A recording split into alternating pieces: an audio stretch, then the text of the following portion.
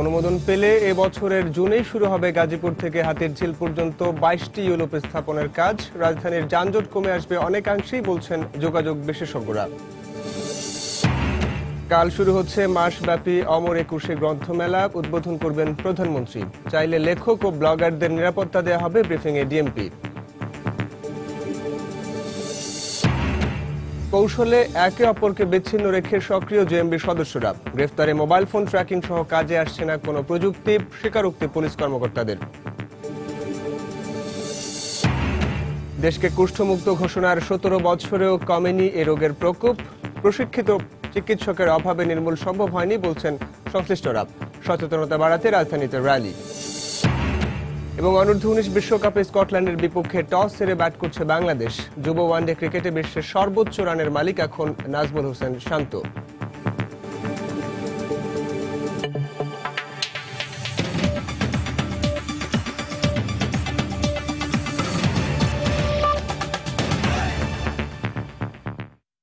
সংবাদের সঙ্গে আছি আমি সাইফুল রুদ্র।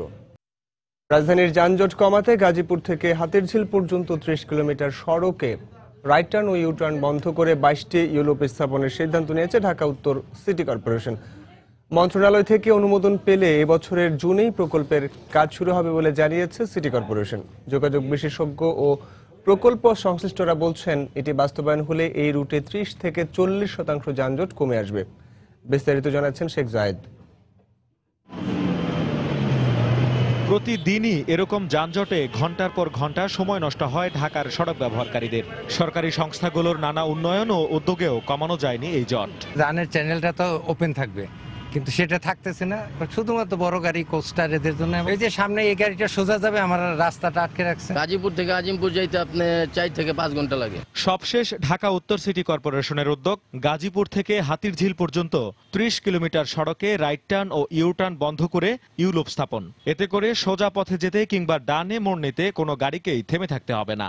এবছরের জুনেই প্রকল্প কাজ শুরুর পরিকল্পনা সিটি কর্পোরেশনের। 2টি ডিপিপি প্রণীত হয়েছে মন্ত্রণালয় থেকে। এটা অনুমোদিত হলে আমরা আশা করছি জুন মাসে এটা কাজ শুরু করা সম্ভব হবে এবং এই বছরেই এই কাজগুলো শেষ করাও সম্ভব হবে। ইউটার্ন ও রাইট টার্ন বন্ধ করে ইউলুপ স্থাপনের যে সিদ্ধান্ত নিয়েছে সিটি কর্পোরেশন, এটি বাস্তবায়িত হলে এই সড়কে যানজট অনেকাংশেই কমে যাবে বলে মনে করছেন যোগাযোগ বিশেষজ্ঞ ও প্রকল্প সংশ্লিষ্টরা। কোনো ধরনের নতুন ইনফ্রাস্ট্রাকচার ডেভেলপ না করে বিদ্যমান রোডটাকেই যেখানে যেখানে রাইট টার্ন আমাদের প্রয়োজন নাই, ইউলুপের মাধ্যমে যেখান থেকে আমরা বড় গাড়িগুলোকে, ছোট গাড়িগুলোকে টার্ন করে নিয়ে আসতে পারবো। This is a fantastic proposal.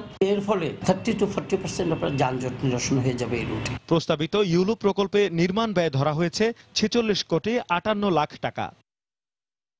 Sheikh জায়েদ, সময় সংবাদ, ঢাকা। কাল শুরু হচ্ছে মাসব্যাপী অমর একুশে গ্রন্থমেলা। উদ্বোধন করবেন প্রধানমন্ত্রী শেখ হাসিনা। এর মধ্যে অমর একুশে গ্রন্থমেলার সব ধরনের প্রস্তুতি সম্পন্ন করেছে বাংলা একাডেমি। বাংলা একাডেমির প্রাঙ্গণ ও সোহরাওয়ার্দী উদ্যানে 402টি প্রকাশনা প্রতিষ্ঠানকে 651টি স্টল বরাদ্দ দেওয়া হয়েছে। মেলা ও এর আশপাশ এলাকায় নিরাপত্তার জন্য পুলিশ, র্যাব ও আনসার সদস্যরা সবসময় তৎপর থাকবেন। এছাড়াও মেলা প্রাঙ্গণে বাড়তি নিরাপত্তার জন্য বসানো হয়েছে প্রায় 2 শতাধিক ক্লোজ সার্কিট ক্যামেরা। থাকছে ওয়াচ টাওয়ার। লেখক ও ব্লগাররা চাইলে বইমেলায় তাদের ব্যক্তিগত নিরাপত্তা দেওয়া হবে ঢাকা মেট্রোপলিটন পুলিশের পক্ষ থেকে। সকালে ব্রিফিংয়ে ডিএমপি কমিশনার আসাদুজ্জামান মিয়া সাংবাদিকদের একথা জানান। অতীতের ঘটনাকে মাথায় রেখে বইমেলার সর্বোচ্চ নিরাপত্তা ব্যবস্থা নেওয়া হয়েছে বলেও জানানো হয়েছে। যারা নিরাপত্তা ঝুঁকিতে আছেন, বিভিন্ন সময় যাদের হুমকি দেওয়া হয়েছে, চিঠি দেওয়া হয়েছে, SMS করা হয়েছে, অবশ্যই আমাদের কাছে তাদের তালিকা আছে। এটি একটি চলমান প্রক্রিয়া। আমাদের গোয়েন্দা সংস্থাগুলো, আমাদের ডিটেকটিভ ব্রাঞ্চ এবং ঢাকা মেট্রোপলিটন পুলিশ আমরা সমন্বিতভাবে কাজ করে যাচ্ছি এবং সকলের নিরাপত্তা নিশ্চিত করার জন্য, বিশেষ করে যারা নিরাপত্তার ঝুঁকিতে আছেন তাদের নিরাপত্তা নিশ্চিত করার জন্য আমাদের যথোপযুক্ত ব্যবস্থা আমরা গ্রহণ করব। এর বাইরেও সুস্পষ্টভাবে কেউ যদি মনে করে তার বিশেষ নিরাপত্তা বিধানের প্রয়োজন আছে, সেটিও আমরা সেই নিরাপত্তা তাকে দিব। একে অপরকে কৌশলে বিচ্ছিন্ন রেখেই জঙ্গি তৎপরতা চালিয়ে যাচ্ছে জেএমবি সদস্যরা। গ্রেফতার এড়ানোর জন্য নতুন নতুন কৌশল অবলম্বন করছে সংগঠনটি। পুলিশ কর্মকর্তারা স্বীকার করেছেন, তাদের ধরতে মোবাইল ফোন ট্র্যাকিং সহ কাজে আসছে না কোনো প্রযুক্তি। আরো জানাচ্ছেন কমল দে। অন্যান্য যে কোনো অপরাধের ক্ষেত্রে সন্দেহজনক একজনের সূত্রধরে বাকিদেরও আইনের আওতায় আনে আইনশৃঙ্খলা রক্ষাকারী বাহিনী। এক্ষেত্রে মোবাইল ফোন ট্র্যাকিং সহ নানা প্রযুক্তিও ব্যবহার করা হয়, কিন্তু জেএমবি সদস্যদের ক্ষেত্রে কোনো প্রযুক্তি কাজে আসছে না। দীর্ঘ অনুসন্ধান এবং অভিযান চালিয়ে যাদেরই পাওয়া যায় সেখানেই শেষ হয় পুলিশের লিঙ্ক। এমনকি গ্রেপ্তারকৃতরাও জিজ্ঞাসাবাদে তেমন কোনো তথ্য দিতে পারে না। ম্যানুয়াল পদ্ধতিতে অনেকে যোগাযোগ করে এবং বিভিন্ন কিছু কোড অথবা চিঠিপত্রের মাধ্যমে যোগাযোগ করে বা তারা গোপনে বিভিন্ন জায়গায় এই বৈঠক করার মাধ্যমে তাদের যোগাযোগগুলো সম্পন্ন করে। তাদের আমরা আইনের আওতায় আনতে পারি, কিন্তু হয়তো একটু দেরি হয়। কারণটা হচ্ছে যে তারা একাধিক নাম ব্যবহার করে এবং দ্রুত তাদের জায়গা পরিবর্তন করে। পুলিশ কর্মকর্তারা জানান, বর্তমানে জেএমবি সদস্যরা কাট আউট পদ্ধতিতেই তাদের সাংগঠনিক কার্যক্রম পরিচালনা করছে। এই পদ্ধতি অনুসরণ করার কারণে একজন সদস্য তার আগের কিংবা পরের কোনো সদস্যকে চিনতে পারে না। জেএমবির একজন সদস্য সে যার কাছ থেকে আদেশ পায়, তারপরে আর কে আছে সেই তথ্যটা সে জানে না। অর্থাৎ এটা একটা কাট আউট সিস্টেম। তারা বলে যে ওই এরপর পরে গিয়ে কিন্তু আমরা পরবর্তী সদস্যের আমরা নাম বা ঠিকানা আমরা খুঁজে পাই না। আর এতে জঙ্গিবাদ দমন করতে গিয়ে কিছুটা বিপাকে পড়তে হচ্ছে পুলিশ সহ অন্যান্য আইন শৃঙ্খলা রক্ষাকারী বাহিনীকে। যাদেরকে আমরা গ্রেপ্তার করি, তাদেরকে জিজ্ঞাসাবাদ করি, তাদের লিঙ্কটা এক জায়গায় গিয়ে আপনার কাট আপ হয়ে যায়। এই যে মিসিং লিঙ্কটা, এটাকে আপনার জয়েন করতে হলে আমাদের আবার বেশ কিছু তথ্য প্রমাণ লাগে, সাক্ষ্য প্রমাণ লাগে এবং আরো বেশি কিছু করতে হয়, কাজ করতে হয়। গত 2 মাসে চট্টগ্রামের খোয়াজনগর, অনন্যা আবাসিক এবং আমানবাজারের 3টি জঙ্গি আস্তানার সন্ধান পায় গোয়েন্দা পুলিশ। এসব আস্তানা থেকে অস্ত্রসহ 8 জনকে গ্রেপ্তার করা হলো। তাদের লিঙ্ক দিয়ে কিংবা জিজ্ঞাসাবাদের মাধ্যমে বাকি কাউকে আইনের আওতায় আনতে পারেনি। কমল দে, সময় সংবাদ, চট্টগ্রাম। আমাদের অঙ্গীকার, কুষ্ঠ প্রতিবন্ধী শিশু একটিও নয় আর। এর প্রতিপাদ্যকে সামনে রেখে রাজধানীতে উদযাপিত হয়েছে বিশ্ব কুষ্ঠ দিবস 2016। এ উপলক্ষে সকালে সরকারি বেসরকারি বিভিন্ন প্রতিষ্ঠানের অংশগ্রহণে শাহবাগ থেকে একটি বর্ণাঢ্য র্যালি বের হয়ে টিএসসি অতিক্রম করে জাতীয় শহীদ মিনারে এসে শেষ হয়। কুষ্ঠরোগী সহ এর সাথে সংশ্লিষ্ট 1.5 শতাধিক লোক র্যালিতে অংশ নেয়। এর আগে বেলুন উড়িয়ে দিবসের উদ্বোধন করেন বঙ্গবন্ধু শেখ মুজিব মেডিকেল বিশ্ববিদ্যালয়ের উপাচার্য অধ্যাপক ডাক্তার শরফুদ্দিন আহমেদ। র্যালি শেষে শহীদ মিনার চত্বরে বক্তারা দিবসের তাৎপর্য তুলে ধরে সংক্ষিপ্ত বক্তব্য রাখেন।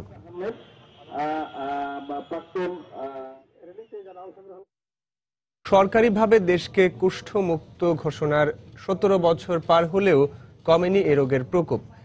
এখনো পার্বত্য অঞ্চল ও উত্তরাঞ্চলের বিভিন্ন এলাকায় শনাক্ত হচ্ছে কুষ্ঠরোগী। হাসপাতালগুলোতে রোগ শনাক্তকারীর বেশিরভাগ পদ শূন্য থাকা ও চিকিৎসকদের যথাযথ প্রশিক্ষণের অভাবে কুষ্ঠরোগী শনাক্ত হচ্ছে না বলে মনে করছেন সংশ্লিষ্টরা। আরো জানাচ্ছেন তাহসিনা জেসি। জীবাণুবাহিত সংক্রামক রোগ কুষ্ঠকে প্রাচীনকালে মানুষের মহাপাপের ফল হিসেবে গণ্য করা হতো। এ রোগে মাইকোব্যাকটেরিয়াম লেপ্রি নামক এক প্রকার জীবাণু শরীরের চামড়ায় অনুভূতিহীন ফ্যাকাশে দাগ সৃষ্টি করে। সে অংশে ক্ষত বা ঘা থেকে পচনের মাধ্যমে ধীরে ধীরে আক্রান্তরা বিকলাঙ্গতার শিকার হন। ঝাড় ফুঁক করলাম, কেউ কয় বাত হয়েছে, কেউ কয় বাতাস লাগছে, এরকম করে করে হাত পা নষ্ট হয়েছে। আমার এই রোগ হওয়ার পর আমি বহু জায়গায় চিকিৎসা নিয়েছি, কিন্তু কোনো ডাক্তার ধরতে পারে না। বিশ্ব স্বাস্থ্য সংস্থার নিয়ম অনুযায়ী প্রতি 10,000 মানুষে কুষ্ঠরোগীর সংখ্যা একের নিচে নেমে এলে 1998 সালে বাংলাদেশকে কুষ্ঠমুক্ত ঘোষণা করা হয়। জাতীয়ভাবে এই লক্ষ্য অর্জিত হলেও নীলফামারী, গাইবান্ধা, সিলেট, বান্দরবন, খাগড়াছড়ি সহ কয়েকটি অঞ্চলে এই সংখ্যা একের উপরেই থেকে যায়। জাতীয় কুষ্ঠ নিয়ন্ত্রণ কর্মসূচির হিসেবে 2015 সালের সেপ্টেম্বর পর্যন্ত দেশে এই রোগীর সংখ্যা 2,835 জন, যা 2013-তে ছিল 3,000-এর কিছু বেশি। জাতীয় কুষ্ঠ কর্মসূচির সঙ্গে সংশ্লিষ্টরা জানান, সম্প্রতি 206টি পদে রোগ শনাক্তকারী নিয়োগ দেয়ায় এ কর্মসূচিতে স্থবিরতা কিছুটা কাটানো সম্ভব হয়েছে। টিবি লেপ্রেসি কন্ট্রোল অ্যাসিস্ট্যান্ট, সেটার ঘাটতি ছিল অনেক উপজেলাতেই। 206 জন টিএলসিকে নিয়োগ দিয়েছে উপজেলা পর্যায়ে এবং তাদের প্রশিক্ষণ সমাপ্ত করা হয়েছে। স্বাস্থ্যমন্ত্রীর মতে কুষ্ঠরোগের ক্ষেত্রে শুধু রোগীর চিকিৎসা করালেই হবে না, এজন্য প্রয়োজন পরিবারের সহযোগিতা ও মানসিকতার পরিবর্তন। কুষ্ঠরোগের ব্যাপারেও আমরা একটা শূন্য পর্যায়ে আনতে পারবো, কিন্তু এটা তো অনেক পুরনো রোগ, চূড়ান্তভাবে নিশ্চিত করতে গেলে আর সময় লাগবে। এদিকে মহাখালী কুষ্ঠ হাসপাতালটিকে শয্যা সংখ্যা বাড়ানোর পাশাপাশি এটিকে আধুনিকায়ন করার দাবি জানিয়েছেন আক্রান্তরা। তাহসিনা জেসি, সময় সংবাদ, ঢাকা। সময় সংবাদে আরো থাকছে। দাউদকান্দিতে সড়ক দুর্ঘটনায় বেঁচে যাওয়া 2 ভাই বোন এখনো খুঁজে ফিরে বাবা মাকে। শারীরিকভাবে সুস্থ হলেও মানসিক আঘাত সারতে সময় লাগবে বলছেন চিকিৎসকরা।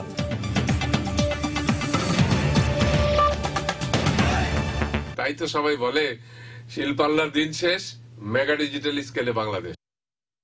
অনূর্ধ্ব-19 ক্রিকেট বিশ্বকাপের খবর। নাজমুল হোসেন শান্তর সেঞ্চুরির উপর ভর করে স্কটল্যান্ডকে 257 রানের টার্গেট দিয়েছে বাংলাদেশ যুবারা। কক্সবাজারের শেখ কামাল আন্তর্জাতিক ক্রিকেট স্টেডিয়ামে স্কটল্যান্ডের বিপক্ষে টস হেরে শুরুতে ব্যাটিং বিপর্যয়ে পড়ে টাইগাররা, কিন্তু মিরাজের 51 ও শান্তর অপরাজিত 113 রানের সুবাদে 6 উইকেট হারিয়ে 256 রান করে যুবারা। জবাবে কিছুক্ষণ পর ব্যাট করবে স্কটল্যান্ড। টস হেরে শুরুটা ভালো হয়নি স্বাগতিক বাংলাদেশের। স্কোরবোর্ডে 17 রান যোগ করতেই 2 উইকেট হারায় বাংলাদেশ যুবারা। রানের খাতা খোলার আগেই পিনাক ঘোষকে এলবিডব্লিউর ফাঁদে ফেলে মোহাম্মদ গাফফার দলীয় 17 ও ব্যক্তিগত 13 রানে ফেরেন জয়রাজ শেখ। দ্রুত 2 উইকেট হারিয়ে বিপাকে পড়া বাংলাদেশ দলকে টেনে তোলেন সাইফ হাসান ও নাজমুল হোসেন শান্ত। 101 রানের জুটি গড়ে সাইফ ফেরেন ব্যক্তিগত 49 রানে, তবে রানের চাকা সচল রাখেন শান্ত। যুব ওয়ানডে ক্রিকেটের সর্বোচ্চ রানের রেকর্ড করে শান্ত অপরাজিত থাকেন 113 রানে। এছাড়াও মিরাজের 51 রানের সাহায্যে 256 রানের সংগ্রহ পায় বাংলাদেশ।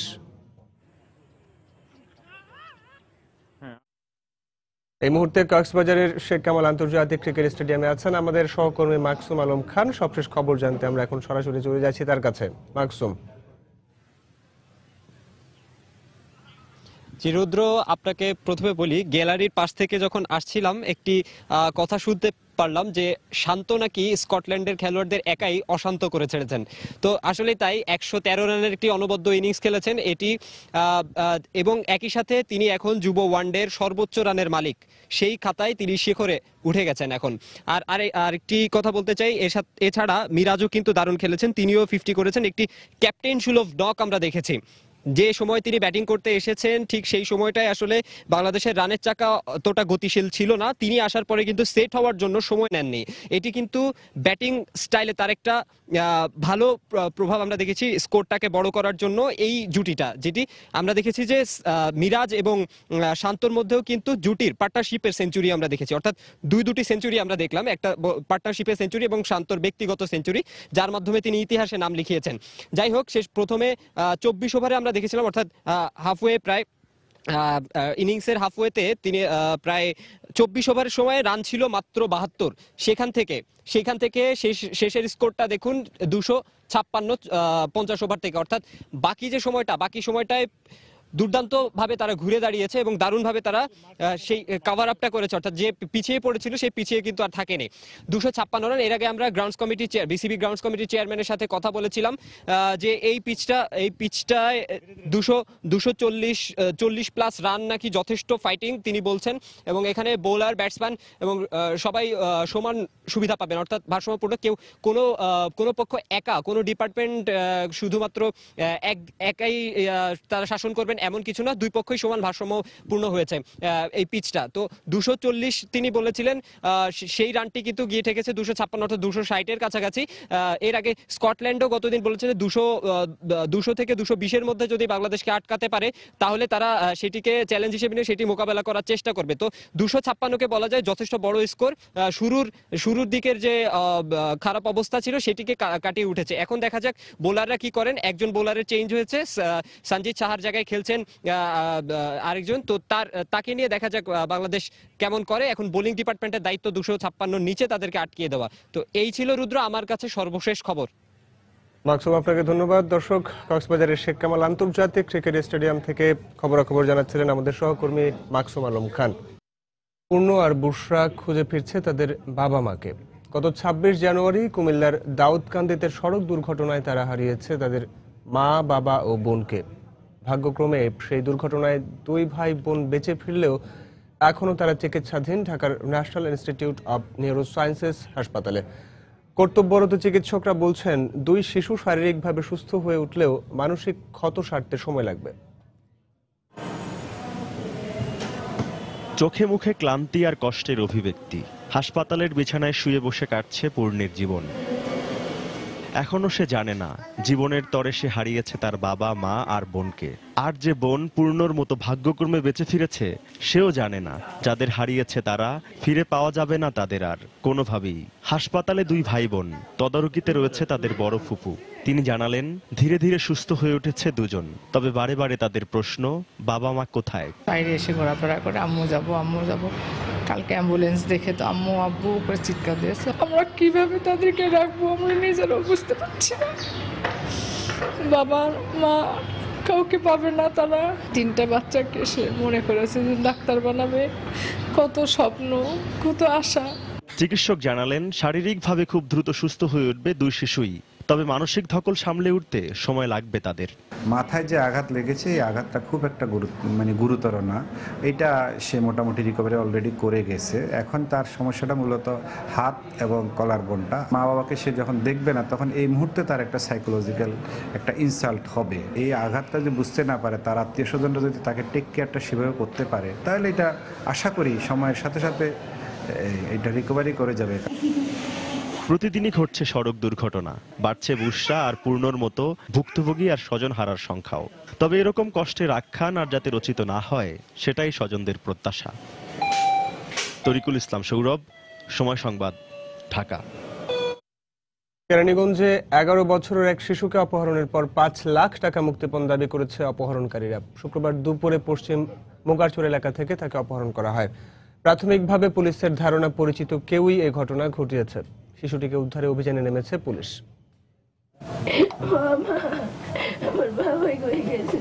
সন্তানের খোঁজ না পেয়ে এভাবেই আহাজারি করছেন শিশু আব্দুল্লাহর মা। কোনো সান্ত্বনাই যেন বাদ মানছে না। স্বজনরা জানায় শুক্রবার দুপুরে বাড়ির পাশের মাঠে খেলতে যায় শিশু আব্দুল্লাহ। এ সময় কে বা কারা তাকে অপহরণ করে নিয়ে যায়। পরে বিকেলে আব্দুল্লাহর বাড়ির পাশে একটি ফার্মেসিতে মোবাইলে খুদে বার্তা পাঠিয়ে 5 লাখ টাকা মুক্তিপণ দাবি করে অপহরণকারীরা। এ সময় মুক্তিপণ পাঠানোর জন্য 3টি বিকাশ নম্বরও দেয়া হয়। আর টাকা না পেলে শিশুটিকে হত্যার হুমকিও দেয় তারা। এই ঘটনায় ওই দিন রাতেই থানায় জিডি করে শিশুটির পরিবার। এরপরে আব্দুল্লাহকে উদ্ধারের অভিযানে নামে পুলিশ। তবে এখনো পর্যন্ত শিশুটির কোনো হদিস মেলেনি। ওর মাকে বলেন 5,50,000 টাকা ম্যানেজ করতে। আমি 6:30 বিকাশ নাম্বার দেব। মেসেজ দিয়া জানা আপনারা তো বাড়াবাড়ি করবেন না, থানার যাইতাছেন, এই সেই করতেছেন, আমরা সব জানি। গতকাল রাত 2টা পর্যন্ত মেসেজ আদান প্রদান হয়েছে, কিন্তু তারা কথা বলেনি। এদিকে এই অপহরণের ঘটনায় ক্ষোভে ফুঁসে উঠেছে এলাকাবাসী। নিরহ বাচ্চা দরকার, বাচ্চা যে হোক উদ্ধার করে আনা দরকার। এই বাচ্চাটা উদ্ধার হয় সেই আবেদন আমাদের প্রশাসনের কর্মকর্তাদের কাছে। এদিকে পুলিশ বলছে আব্দুল্লাহকে উদ্ধারের সর্বাত্মক চেষ্টা চালিয়ে যাচ্ছেন তারা। সেই নাম্বারে আমরা সিরিয়াল আনি, সিরিয়ালে দেখা গেল যে ওই নাম্বারটা শুধুমাত্র এই মেসেজের কাজে ব্যবহার হয়েছে, অন্য কোনো নাম্বার থেকে তার সাথে কোনো কথাবার্তা বলেনি। এখন আমরা আবার আইএমই সার্চ দিছি যে ওই নাম্বারটা অন্য কোনো পুরা নামে কোনো সেটে ব্যবহার হচ্ছে কিনা, তাহলে সেদিক দিয়ে আমরা হয়তো আশাবাদী। এদিকে এই ঘটনায় আপনজন কিংবা গ্রামের কেউ জড়িত রয়েছে বলে প্রাথমিকভাবে ধারণা করছে পুলিশ। সময় সংবাদ, কেরানীগঞ্জ।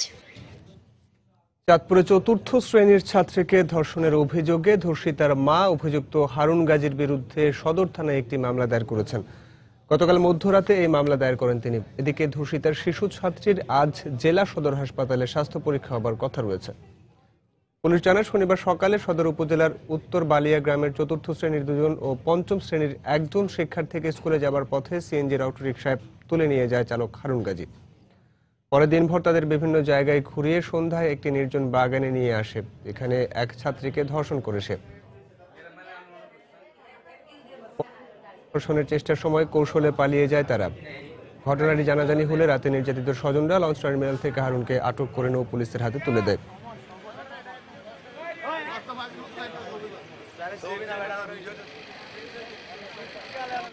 সে ফলাইতে চেষ্টা করছে, আমি যে দরিয়া, আমরা 3 জনে যে দরিয়া ধইরা আর কি আমরা এই অন্য থানাতে নেওয়ার চেষ্টা করছি, কিন্তু এখানে যে পুলিশ আমরা তা জানি না।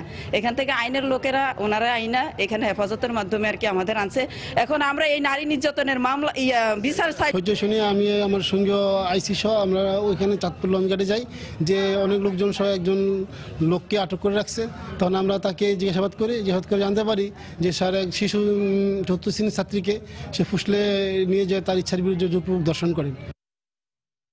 নাটোরের বড়াই গ্রামে আওয়ামী লীগ নেতা আবু রায়হান হত্যার ঘটনায় 7 জনের বিরুদ্ধে মামলা দায়ের করা হয়েছে। পুলিশ জানায় গতকাল রাত 11টার দিকে নিহত রায়হানের ভাই রেজাউল করিম আটক আওয়ামী লীগ নেতা জাহিদ হাসান সহ 7 জনের বিরুদ্ধে মামলাটি দায়ের করেন। গত শুক্রবার রাতে মাঝগাঁও ইউনিয়ন আওয়ামী লীগের শিক্ষা ও সংস্কৃতি বিষয়ক সম্পাদক আবু রায়হানের ঝুলন্ত লাশ পাওয়া যায় ওই ইউনিয়নের বহিমালী গ্রামের মাঠে। এই ঘটনায় পরদিন দুপুরে মাঝগাঁও ইউনিয়নের 9 নং ওয়ার্ড আওয়ামী লীগের সাধারণ সম্পাদক জাহিদ হাসানকে আটক করে পুলিশ।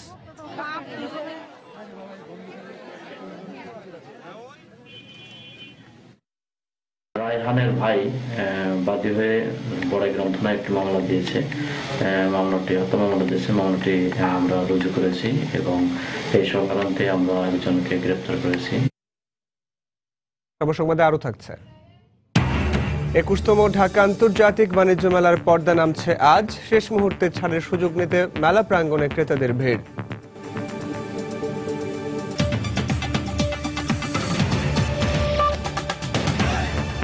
আরএফএল ওয়াটার পাম্প, পানি দেবে টেনশন নয়। চট্টগ্রাম বিশ্ববিদ্যালয়ে অনুষ্ঠিত হচ্ছে ৪র্থ সমাবর্তন। দীর্ঘ 7 বছর পর অনুষ্ঠিত এই সমাবর্তনকে ঘিরে বিশ্ববিদ্যালয় জুড়ে বইছে উৎসবের আমেজ। আর এই মুহূর্তে বিশ্ববিদ্যালয় ক্যাম্পাসে আছেন রিপোর্টার কমল দে। সরাসরি চলে যাচ্ছি তার কাছে। কমল, ধন্যবাদ রুদ্র। প্রাণের উৎসবে মেতেছে চট্টগ্রাম বিশ্ববিদ্যালয়। চট্টগ্রাম বিশ্ববিদ্যালয়ের 50 বছরের ইতিহাসে এই 4র্থবারের মতো সমাবর্তন অনুষ্ঠিত হতে যাচ্ছে। এই চট্টগ্রাম বিশ্ববিদ্যালয়ের প্রথম সমাবর্তন অনুষ্ঠিত হয়েছিল 1993 সালে। এরপর দীর্ঘ প্রায় 6 বছর বিরতি দিয়ে 1999 সালে দ্বিতীয়বার সমাবর্তন অনুষ্ঠিত হয় এবং সর্বশেষ সমাবর্তন অনুষ্ঠিত হয়েছিল 2008 সালে।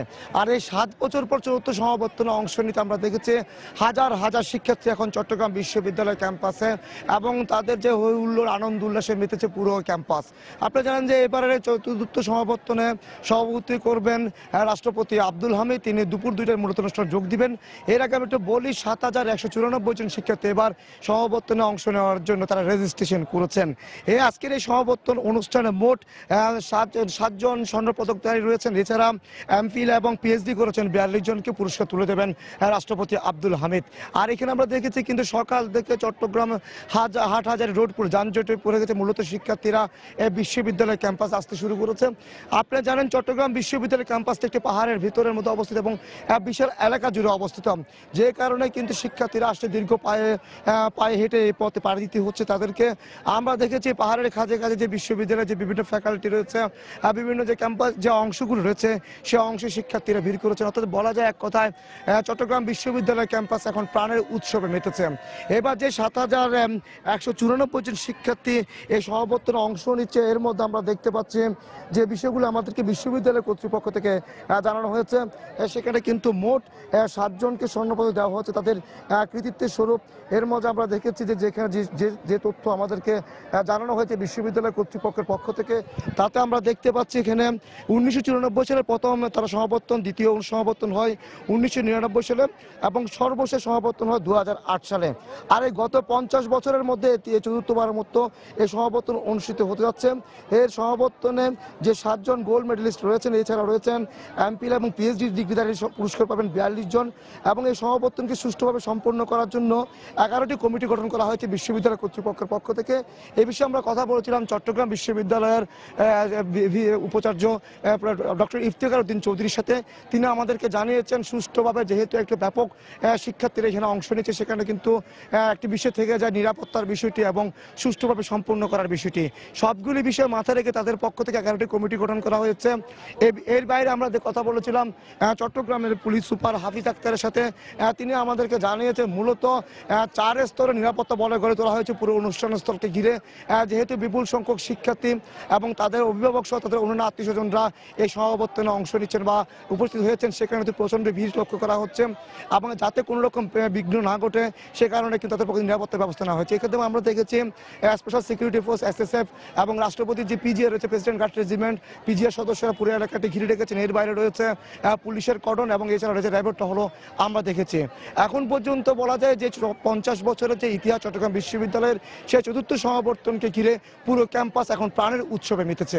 তো রুদ্র, এখন পর্যন্ত এই ছিল আমার কাছে চট্টগ্রাম বিশ্ববিদ্যালয় থেকে 4র্থ সমাবর্তনের সর্বশেষ। দর্শক, বিশ্ববিদ্যালয়ের 50 বছরের ইতিহাসে অনুষ্ঠিত হতে যাচ্ছে চতুর্থ সমাবর্তন। আর রাষ্ট্রপতি আব্দুল হামিদ যোগ দেবেন সেই অনুষ্ঠানে। দুপুর 2টার মধ্যে সেই খবরাখবর জানাচ্ছিলেন আমাদের সহকর্মী কমল দে।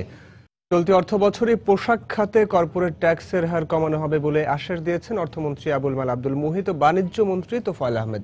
সকালে সচিবালয় পোশাক শিল্প সংশ্লিষ্ট মালিকদের সংগঠন বিজিএমইএ, বিকেএমইএ ও বিটিএমইএ এর সঙ্গে বৈঠক শেষে একথা বলেন তারা। 14-15 প্রশ্নটা ভুলে যান, 15-16 এখান থেকে একটা সহনীয় পর্যায়ে কীভাবে করা যায়। আপনাদের টেনে যে থাকবে এমন কোনো কথা নাই, বা 35-এর তো প্রশ্নই ওঠে না। এটা ওনার উপরে এই দায়িত্বটা রইল, ওনারা এটা করবেন। আর 2 নম্বর হইল যে আপনাদের ক্যাশ ইনসেন্টিভের ব্যাপারে এটা একটা সহজ সরলীকরণ কীভাবে করা যায়। মাননীয় সিনিয়র অর্থ সচিব আপনার মানে সবাই লোক পরামর্শ করে একটা ব্যবস্থা গ্রহণ করুক। Rate of taxation which only benefit হলেও it would be only from this year, right? Okay. আর অন্যটা হলো ওই কি অডিট একটা দরকার আছে কিনা, এটা আর বাকিগুলো দরকার নেই। মাসব্যাপী আয়োজিত ঢাকা আন্তর্জাতিক বাণিজ্য মেলা শেষ হচ্ছে আজ। মেলার শেষ দিনে সকাল থেকে ক্রেতা দর্শনার্থীরা ভিড় করছেন মেলা প্রাঙ্গণে। শেষ মুহূর্তের কেনাকাটায় ব্যস্ত সময় পার করছেন তারা। এদিকে মেলার শেষ দিন হওয়ায় পণ্য বিক্রিতে ব্যাপক ছাড় দিচ্ছেন বিক্রেতারা। গেল বছরের তুলনায় এবারের মেলায় ক্রেতা সমাগম ও বিক্রির পরিমাণ অনেক বেড়েছে বলে জানিয়েছেন তারা। অন্যান্য বারের মতো আজ বিকেলের দিকে ক্রেতাদের উপচে পড়ার ভিড় আরও বাড়বে বলে মনে করছেন বিক্রেতারা। বিকেলের সমাপনী অনুষ্ঠানে বাণিজ্য মন্ত্রীর উপস্থিতিতে 21তম আন্তর্জাতিক বাণিজ্য মেলার পর্দা নামবে বলে জানিয়েছেন আয়োজকরা।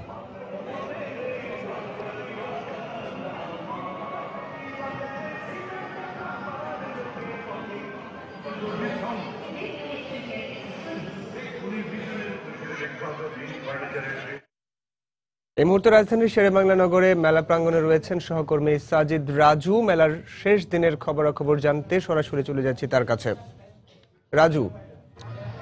রুদ্র, আমরা আছি ঢাকা আন্তর্জাতিক বাণিজ্য মেলায়। আপনি জানেন যে সকাল থেকে একটু হিমশীতল বাতাস, আবার একটু কুয়াশাচ্ছন্ন আবহাওয়া ছিল, কিন্তু বেলা বাড়ার সঙ্গে সঙ্গে কিন্তু আকাশের সেই মেঘ কেটে গিয়ে এখন রৌদ্রের হাসি আমরা দেখতে পাচ্ছি। তো বাণিজ্য মেলায় কিন্তু এর ব্যাপক প্রভাব পড়েছে, এবং আজকে যেহেতু মেলার শেষ দিন আমরা সেই সকাল থেকে এসেছি, সকাল থেকে দেখলাম যে দর্শকদের উপচে পড়া ভিড় কিন্তু এখানে ক্রেতা দর্শনার্থীদের রয়েছে।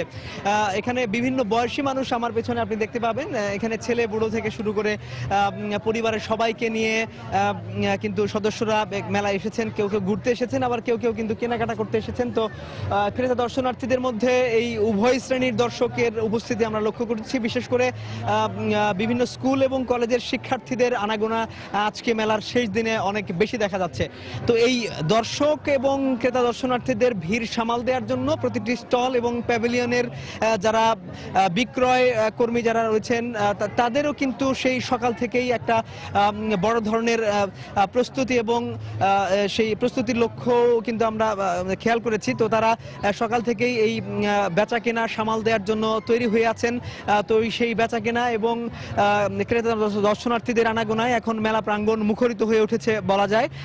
একদিকে যেমন কেনাকাটা চলছে, অন্যদিকে ঘুরে ফিরে অনেকেই মেলা দেখছেন এবং অনেকেই উপভোগ করছেন আজকের এই দিনটি। তো আমরা যে জিনিসটি প্রতিটি স্টল এবং প্যাভিলিয়নে ঘুরে ঘুরে লক্ষ্য করেছে এবং ক্রেতা দর্শনার্থীদের বিশেষ করে বিক্রয় প্রতিনিধি যারা রয়েছেন বিভিন্ন স্টল এবং প্যাভিলিয়নে, তাদেরকে আমরা প্রশ্ন করেছিলাম যে গত 1 মাস ধরে যে বাণিজ্য মেলা চলছে এবং তারা যে প্রতিটি দিন সকাল থেকে রাত অবধি যে দর্শনার্থীদের জন্য ক্রেতাদের জন্য অপেক্ষা করে রয়েছেন, তো তাদের লক্ষ্যমাত্রা কতটা পূরণ হয়েছে। অনেকে বলেছেন যে তাদের লক্ষ্যমাত্রা পূরণ হয়েছে, আবার কেউ কেউ বলছেন যে দেশের ভেতরে যে চাহিদা সেটি পূরণ করতে পারলেও বিদেশে যে রপ্তানির লক্ষ্যমাত্রা সেটি অনেকেরই পূরণ হয়নি।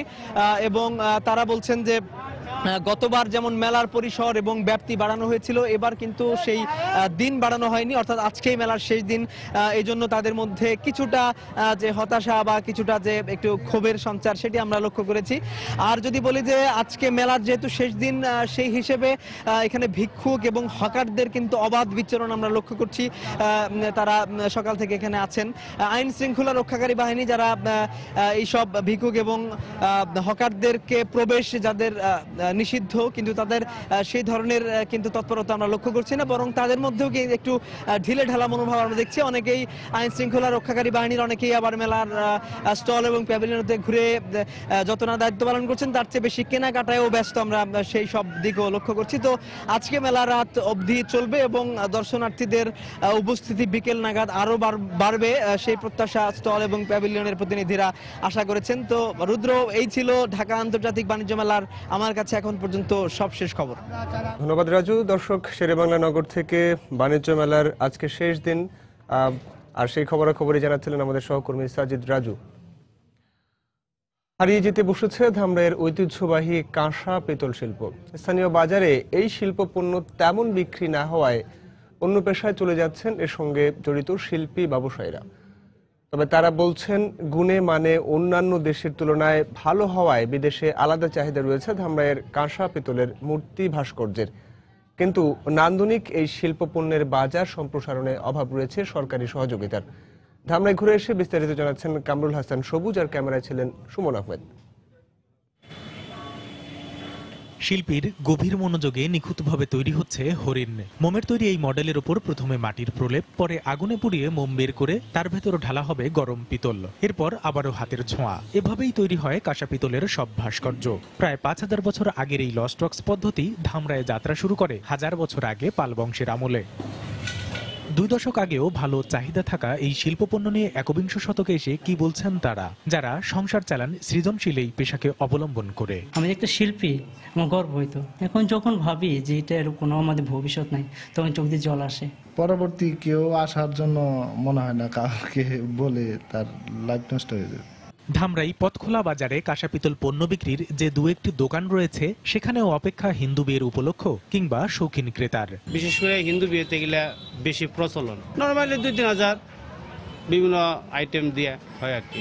বিভিন্ন জায়গা থেকে আসে, গাড়ি নিয়ে আসে, ঢাকা থেকে আসে অনেক সময়। তবে বর্তমানে চরম সংকটে থাকা এই শিল্প হতে পারে রপ্তানি আয়ের বড় উৎস, এমনটাই বলছেন বংশানুক্রমিকভাবে এর সাথে জড়িয়ে পড়া শিল্পীরা। এইটা দেশের বাইরে ব্যাপক চাহিদা আছে।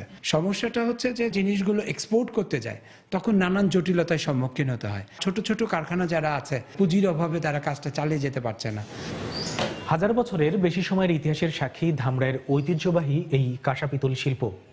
বর্তমান বিশ্ববাজারে ব্যাপক সম্ভাবনা থাকার পরেও সঠিক প্রচারণা ও পৃষ্ঠপোষকতার অভাব এবং রপ্তানি জটিলতার কারণে বাজার পাচ্ছে না এই শিল্পপণ্য।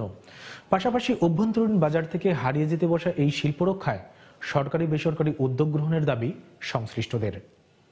কামরুল হাসান সবুজ, সময় সংবাদ, ধামরাই, ঢাকা।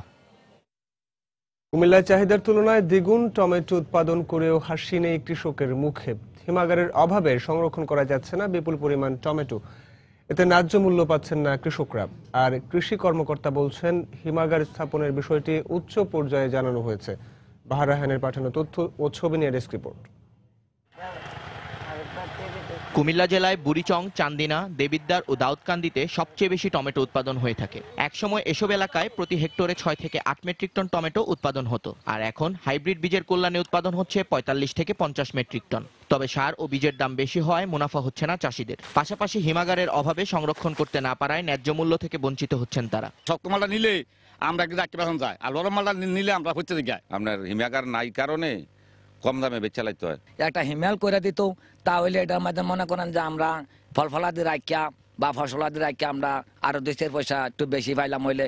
আর হিমাগারের প্রয়োজনীয়তা স্বীকার করলেন ব্যবসায়ীরাও। বেচা গাড়ি ভাড়া দিয়া ও হেরা নাস্তা খাওয়ানোর পয়সাও থাকে না, কারণ এটা যদি রাখার মতন এমন কোনো কোল্ড স্টোর ব্যবস্থা করা হইতো তাইলে কৃষক এটার ন্যায্য মূল্য পাইত। এদিকে হিমাগার স্থাপনের বিষয়টি উচ্চ পর্যায়ে জানানো হয়েছে বলে জানালেন জেলার কৃষি কর্মকর্তা। কৃষি বিভাগের পক্ষ থেকে সাময়িকভাবে কিছুদিনের জন্য সংরক্ষণের পরামর্শ বা ট্রেনিং দিয়ে থাকি, এবং এর ফলে তারা হয়তো ১-১.৫ মাসের মতো তারা সংরক্ষণ করতে পারে। চাষি ন্যায্য মূল্যটা যদি ঠিকমতো আগামীতে আরো আবাদও বৃদ্ধি পেত, এবং এই জেলা থেকে আমরা আলাদাভাবে টমেটোটা আমরা বিদেশেও আমরা রপ্তানি করতে পারতাম। গত বছর কুমিল্লায় ১,২০০ হেক্টর জমিতে টমেটো উৎপাদন হলেও এই বছর ১,৫০০-এরও বেশি হেক্টর জমিতে টমেটো চাষ করেছেন চাষিরা।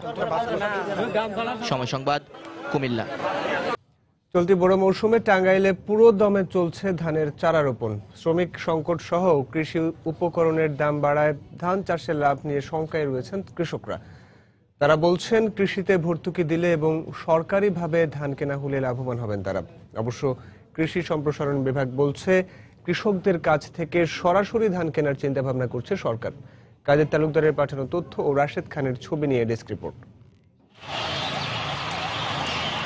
টাঙ্গাইলের মাঠে মাঠে বীজতলা থেকে ধানের চারা সংগ্রহ করে রোপণে ব্যস্ত সময় পার করছেন কৃষকেরা।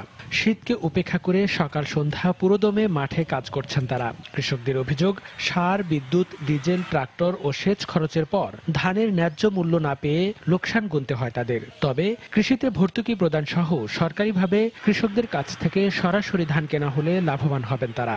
সারের দাম বেশি, বিদ্যুৎ বিল বেশি, তেলের দাম বেশি, এগুলা হিসাব করে দেখা যায় যে আমাদের আসলে লোকসানি হইতাছে।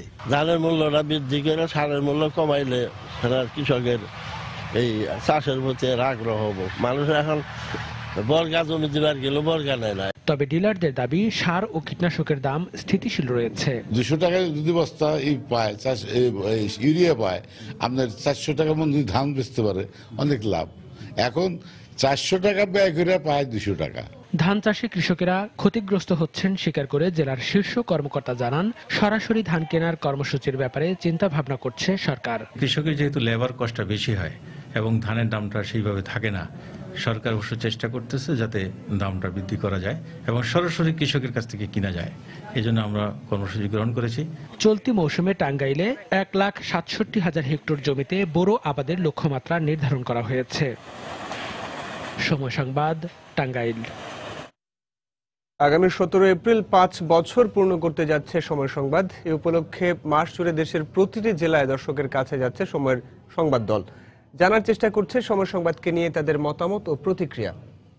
দর্শকের কাছে যাত্রায় সকালে সময় সংবাদ পৌঁছায় নেত্রকোনা। সেখানে ঐতিহাসিক মুক্তারপাড়া মাঠে আয়োজন করা হয় এই অনুষ্ঠানের। সেখানকার দর্শকরা তাৎক্ষণিক ও বস্তুনিষ্ঠ সংবাদ প্রচারের জন্য সময় সংবাদের প্রশংসা করেন। এছাড়া অপরাধের বিভিন্ন সংবাদ প্রচার ও তার ফলো আপ করার জন্য সময় সংবাদকে ধন্যবাদ দেন তারা। পাশাপাশি নেত্রকোনার ঐতিহ্য তুলে ধরা সহ বেশি করে শিক্ষা, স্বাস্থ্য, কৃষি ও নারী বিষয়ক সংবাদ প্রচারেরও অনুরোধ জানান তারা। সময় চ্যানেল ভালো সংবাদ দেয়, সবসময় আমরা ভালো খবর দেখতে পারি, যেন আরো ভালো করেন এটা আমরা আশা করি আপনাদের কাছে। সংবাদ যদি আপনার শিক্ষা, স্বাস্থ্য, কৃষি ওই বিষয়টা একটু বেশি করে দেখে, গ্রামগঞ্জের খবরগুলো বেশি করে প্রচার করে, তাহলে ভালো হবে। সময় সংবাদে উপস্থাপন করে ভালোভাবে। তবে নেত্রকোনার কিছু যুদ্ধ রয়েছে, এই যুদ্ধগুলো যদি মানে আরো সুন্দর করে যুদ্ধের স্থানে যে উপস্থাপন করে তাহলে মনে হয় আরো ভালো হবে। আপনারা যে টকশোগুলি করেন, আমাদের জেলা পর্যায়ে বিশেষজ্ঞ যদি টকশো করেন তাহলে আমরা উপকৃত হব। সময় চ্যানেল এটা একটা ব্যতিক্রমধর্মী চ্যানেল। এটা অল্প সময়ে অনেক বেশি মানুষের মন আকৃষ্ট করতে পেরেছে। বর্তমানে যে দেশের যে উন্নয়ন হচ্ছে, এটা কিন্তু এর পিছনে নারী সমাজের একটা গুরুত্বপূর্ণ ভূমিকা রয়েছে। এই ভূমিকাটা যদি সময় টিভি তুলে ধরে সমাজের কাছে, তাহলে নারী সমাজ উপকৃত হবে। সময় টিভি আইন শৃঙ্খলা সংক্রান্ত অপরাধ বিষয়ক যেসব তথ্য প্রচার করে থাকে, সেগুলো এই দেশের জন্য, এই দেশের মানুষের জন্য অবশ্যই পজিটিভ। দেশের বাইরের খবর। কলম্বিয়ার সপ্তাহ ব্যবধানে দ্বিগুণ হয়েছে জিকা ভাইরাসের আক্রান্তের সংখ্যা। তবে এখন পর্যন্ত দেশটিতে ছোট মাথার কোনো শিশুর জন্ম নেয়নি বলে জানিয়েছে দেশটির স্বাস্থ্য বিভাগ। এদিকে মশাবাহিত সব ধরনের সংক্রামক ব্যাধির বিস্তার বন্ধে সতর্কতা জারি করেছে হন্ডুরাস। জিকা ভাইরাসের বিস্তার ঠেকাতে করণীয় ঠিক করতে সোমবার জরুরি বৈঠক ডেকেছে বিশ্ব স্বাস্থ্য সংস্থা। ভয়াবহ আকারে ছড়িয়ে পড়ছে জিকা ভাইরাস। পুরো আমেরিকা মহাদেশ এখন ভুগছে জিকা আতঙ্কে। গেল 7 দিনে কলম্বিয়ায় নতুন করে সংক্রমিত হয়েছেন 2116 জন অন্তঃসত্ত্বা নারী। দেশটির স্বাস্থ্য অধিদপ্তরের তথ্য মতে জিকা ভাইরাসে আক্রান্ত রোগীর সংখ্যা 20,000 ছাড়িয়েছে। এমন খবরে দুশ্চিন্তায় দেশটির স্বাস্থ্য বিভাগের কর্মকর্তারা। জিকা ভাইরাসে আক্রান্ত অন্তঃসত্ত্বা নারীদের নবজাতক মাইক্রোসেফালি রোগে আক্রান্ত হয়ে ছোট মাথার শিশুর জন্ম দেবার আশঙ্কা থাকলেও সে ধরনের কোনো শিশু জন্ম নেবার খবর পাওয়া যায়নি। জোরদার করা হয়েছে স্বাস্থ্য সেবামূলক কর্মসূচি। জিকা ভাইরাসে সবচেয়ে বেশি আক্রান্ত দেশ ব্রাজিলে এরই মধ্যে জন্ম নিয়েছে প্রায় 4,000 ছোট মাথার শিশু। এই ভাইরাসের বিস্তার রোধে মশক নিধন ও জনসচেতনতা বাড়াতে কাজ করছে সেনা সদস্যরা। সংক্রমণ থেকে নিজেকে নিরাপদ রাখার কৌশল নিয়ে আলোচনা করতে অন্তঃসত্ত্বা নারীদের জন্য বিশেষ কর্মশালা আয়োজন করা হয়েছে এল সালভাদোরে। দেওয়া হচ্ছে প্রয়োজনীয় পরামর্শ। উদ্বেগ আর উৎকণ্ঠার মধ্যেই সময় কাটছে আমার। জিকা ভাইরাসে আক্রান্ত হবার ভয়ে আমার মতোই আতঙ্কিত সব অন্তঃসত্ত্বা নারী। আসলে আমাদের অনাগত সন্তান অসুস্থ হোক তা কল্পনাতেও ভাবি না। porque no queremos ver a nuestros hijos. এদিকে জিকা ভাইরাস ছাড়াও এডিস মশার কামড়ে সংক্রমিত হওয়া ডেঙ্গু চিকুনগুনিয়ার মতো রোগের প্রাদুর্ভাব ঠেকাতে প্রতিরোধমূলক সতর্কতা জারি করেছে হন্ডুরাস। সে সময় ঐক্যবদ্ধভাবে পরিস্থিতি মোকাবেলায় দেশবাসীর প্রতি আহ্বান জানান দেশটির প্রেসিডেন্ট। কেবল আমেরিকা মহাদেশে 40 লাখ মানুষ জিকা ভাইরাসে আক্রান্ত হতে পারে বলে আশঙ্কা করা হচ্ছে। বিশ্ব স্বাস্থ্য সংস্থার এমন সতর্কবাণীর পর জিকা ভাইরাসের প্রাদুর্ভাব ঠেকাতে মশক নিধন কর্মসূচি জোরদার করেছে বিভিন্ন দেশ। জাহিদুর রহমান, সময় সংবাদ। উৎসবের নগরীতে রূপ নিয়েছে ইতালির ভেনিস। বাৎসরিক কার্নিভাল উপলক্ষে জমজমাট সেখানকার রাস্তাঘাট। দিনভর চলছে গান বাজনা আর হাসি আনন্দ। চলুন দেখে আসি ভেনিস কার্নিভালের কয়েক ঝলক। এ যেন সুন্দরীদের মেলা। বাঁশির সুরে হেসে খেলে নেচে গেয়ে দেশি বিদেশি হাজারো পর্যটকের মন ভোলাচ্ছেন সুন্দরীরা। কারো বাদামি চোখ আবার কথা বলছে মুখোশের আড়াল থেকে। ভেনিস কার্নিভালের এই তো রূপ। রং বেরঙের সব সাজ পোশাক পরে ভেনিসের রাস্তায় সবাই এখন কার্নিভাল উদযাপন করছে। জাদুর মতো লাগছে সবকিছু। মনে হচ্ছে স্বপ্ন বোধহয় সত্যি হয়ে গেল। এবার কত কি যে দেখছি। 18 শতকে জলদস্যুদের হাতে অপহৃত 12 কিশোরীকে স্মরণে এবারের কার্নিভালের 12তম দিনের থিম ছিল প্রসেশন অফ দ্য 12 মারিয়াস। তাই তো কেউ বা পরেছেন জলদস্যুর কস্টিউম, আর কেউ কেউ লম্বা গাউন। শুধু যে ভেনিসবাসী এমন পোশাকে ছিলেন তা নয়, পর্যটকরাও সানন্দে এমন পোশাক পরে উদযাপন করেন উৎসব। আমার এই উৎসব খুবই পছন্দ, তাই প্রতি বছরই এখানে আসি।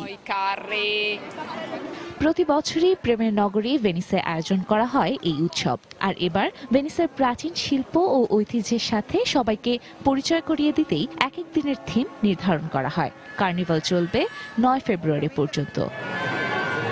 তানজিম মুনিয়াত, সময় সংবাদ। এ পর্যায়ে শীর্ষ সংবাদগুলো জানিয়ে দিচ্ছে আরও একবার। এরশাদের নেতৃত্বে জাতীয় পার্টির প্রেসিডিয়াম বৈঠক শুরু, যোগ দেয়নি রওশনপন্থীরা।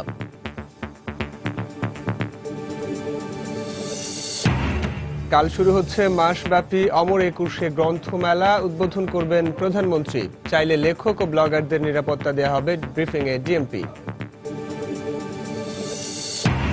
কৌশলে একে অপরকে বিচ্ছিন্ন রেখে সক্রিয় জেএমবির সদস্যরা। গ্রেফতারে মোবাইল ফোন ট্র্যাকিং সহ কাজে আসছে না কোনো প্রযুক্তি, স্বীকারোক্তি পুলিশ কর্মকর্তাদের।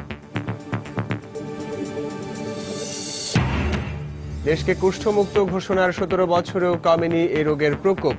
প্রশিক্ষিত চিকিৎসকের অভাবে নির্মূল সম্ভব হয়নি বলছেন সংশ্লিষ্টরা। সচেতনতা বাড়াতে রাজধানীতে র্যালি। এবং অনূর্ধ্ব 19 বিশ্বকাপে স্কটল্যান্ডকে 257 রানের চ্যালেঞ্জিং টার্গেট বাংলাদেশের। নাজমুল হোসেন শান্তর সেঞ্চুরি।